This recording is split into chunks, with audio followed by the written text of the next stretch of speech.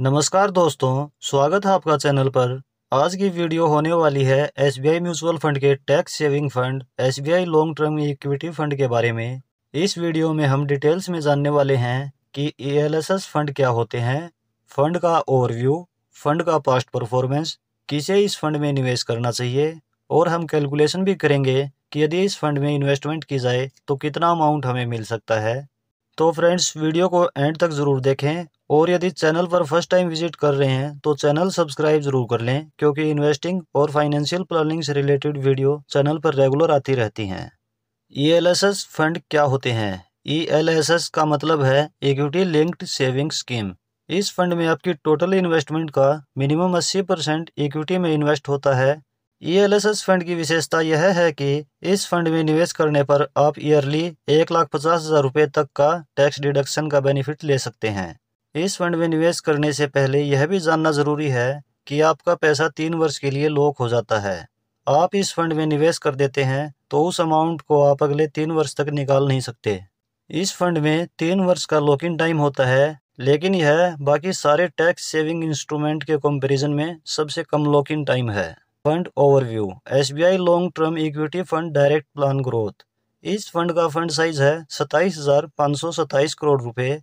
इस फंड की एनएवी है 474 रुपये 59 पैसे। एक्सपेंस रेशियो इस फंड का 0.95% है। एग्जिट लोड नील है क्योंकि 3 वर्ष का लॉक इन टाइम है। एसआईपी मिनिमम 500 रुपये पर मंथ शुरू कर सकते हैं। लमसम मिनिमम 500 रुपये कर सकते हैं। इस फंड का बेंचमार्क है BSE 500 टोटल रिटर्न इंडेक्स। यह फंड 11 वर्ष 7 महीना पुराना है। Asset allocation. इस फंड में इक्विटी में एलोकेशन 92.6% है। कैश में एलोकेशन 7.3% है। इक्विटी में लार्ज कैप में एलोकेशन 52.5% है। मिड कैप में एलोकेशन 26% है और स्मॉल कैप में एलोकेशन 14.1% है। Top sector allocation. Financial sector 24.1%, energy sector 16.3%, capital goods sector 9.3%, automobile sector 9%। अब इस फंड की कुछ टॉप होल्डिंग्स की बात करें तो GE T&D India limited 5.28%, HDFC bank limited 5%, Mahindra and Mahindra limited 3.80%, ICICI bank limited 3.46%।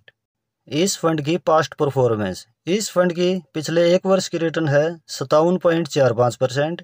इसकी पिछले 3 वर्ष की एवरेज रिटर्न है 29.67%। इसकी पिछले 5 वर्ष की एवरेज रिटर्न है 28.83%। इसकी पिछले 10 वर्ष की एवरेज रिटर्न है 17.10%। इस फंड की ओवरऑल एवरेज रिटर्न है 18.18%। किसे इस फंड में निवेश करना चाहिए? क्योंकि आपका पैसा इक्विटी में निवेश हो रहा है तो रिस्क भी इसमें रहता है, और इस फंड में 3 वर्ष का लॉक इन टाइम भी है। रिटर्न यहाँ लॉन्ग टर्म में बढ़िया देखने को मिल सकता है और टैक्स बेनिफिट भी है। जो व्यक्ति थोड़ा रिस्क लेने में सक्षम है, वह जो पैसा इस फंड में निवेश कर रहे हैं, मिनिमम अगले 3 वर्ष तो उस पैसे की आपको जरूरत नहीं होनी चाहिए।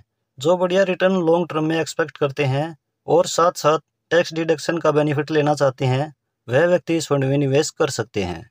रिटर्न और रैंकिंग। फ्रेंड्स, यदि इस फंड की ईएलएसएस कैटेगरी के अन्य फंड से तुलना करें तो पिछले 1 वर्ष में इस फंड की रैंक 3 नंबर है, पिछले 3 वर्ष में इस फंड की रैंक 1 नंबर है, और पिछले 5 वर्ष में इस फंड की रैंक 3 नंबर पर रही है। अपनी कैटेगरी का यह बेस्ट फंड है।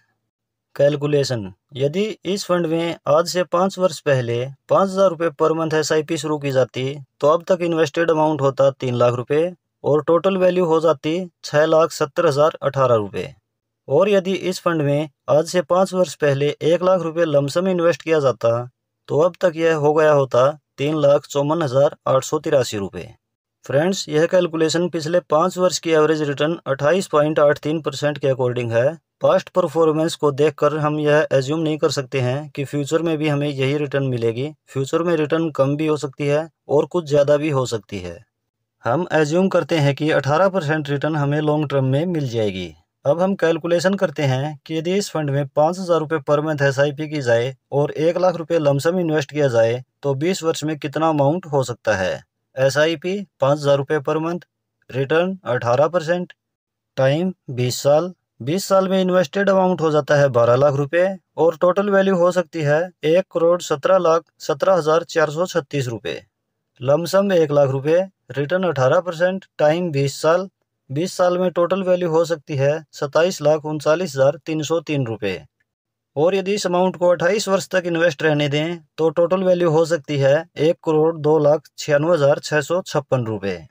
तो दोस्तों, ये थी पूरी जानकारी ELSS फंड के बारे में। उम्मीद करता हूँ कि आपको समझ आ गया होगा कि ELSS क्या होते हैं, SBI long term equity fund कैसा है।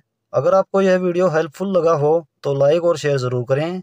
चैनल को सब्सक्राइब करना ना भूलें। आपकी कोई क्यूरीज है तो आप कमेंट सेक्शन में बता सकते हैं। मैं कोशिश करूँगा आपके हर सवाल का जवाब देने की। मिलते हैं नेक्स्ट वीडियो में किसी और टॉपिक के साथ। धन्यवाद।